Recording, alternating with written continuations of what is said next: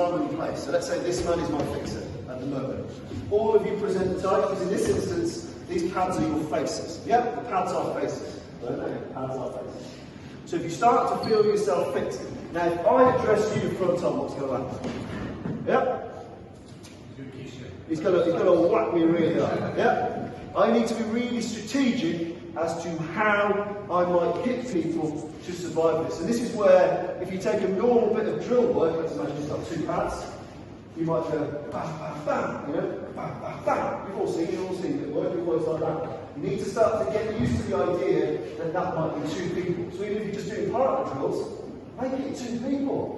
Bam, bam! You need to be able to work that. But the main thing I want to burn into your skull when doing these drills is what's known as passive defense.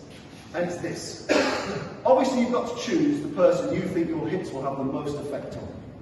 Or that open a pathway to better violence. So if the path through him leads to something I can use as a weapon, I might pick him. Even though he's the harder target, it might lead me to the best result. Fire extinguisher, exit, bouncer, whatever. Or it might be that the door's there, so I'm going to pick him. Passive defense is this. When we're firing the shots and there's multiples, I really advise you to have shoulders high. So if I decide to hit him, my shoulder is very high. Because then if he clocks me hard, it's hitting that meaty bit of my arm, not my jaw. What happens when my brain is wobbled? I get knocked out, I get kicked to death, yeah? This is what happens. Sophie Mosley's story. Boy got banged, boom! He goes down, yeah? Gets kicked. She covers his body, she gets kicked. Right? So if you do have the wherewithal to attack the ambush, as you should, as soon as I sense this ambush is enclosing, I want the ambush to be slightly dynamic. So he's fixed me in time and place, I'm the idiot. Soon as the hinges start to close, so if we're going super slow time, soon as that starts to close, I need to attack this ambush. And whomever I hit, think about it this way, I'm always hitting crosswise. Bang! So if he decides to love me, I'm safe. I go bang! If he decides to love me, I'm safe.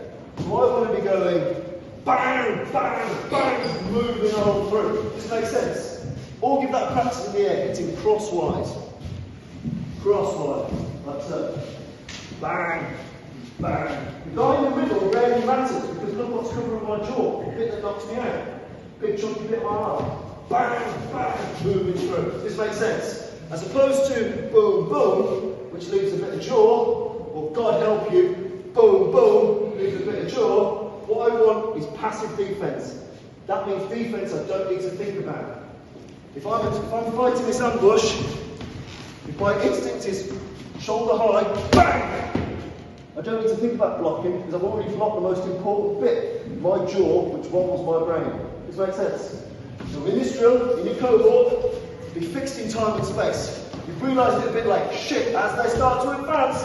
As soon as you see those targets, crosswise. And then I want you to do, I won't use the word I normally use, swimming through idiots. As soon as you hit people that way, burst through like so. Get going. This makes sense. Like you're diving through a swimming pool, make a spear point. So crosswise hitting, as the ambush is forming, attack the ambush before it is right. Attack the ambush. Bang, bang. As soon as I see a gap, punch through that gap. What do you call this? It's inclusive action, don't you? Punch this movement. You're going through that bloody thing. When I'm trying to escape that crowd, going through swim out for years. Make sense? But the crosswise hitting keeps your jaw safe from attacks from many angles. Give that a go.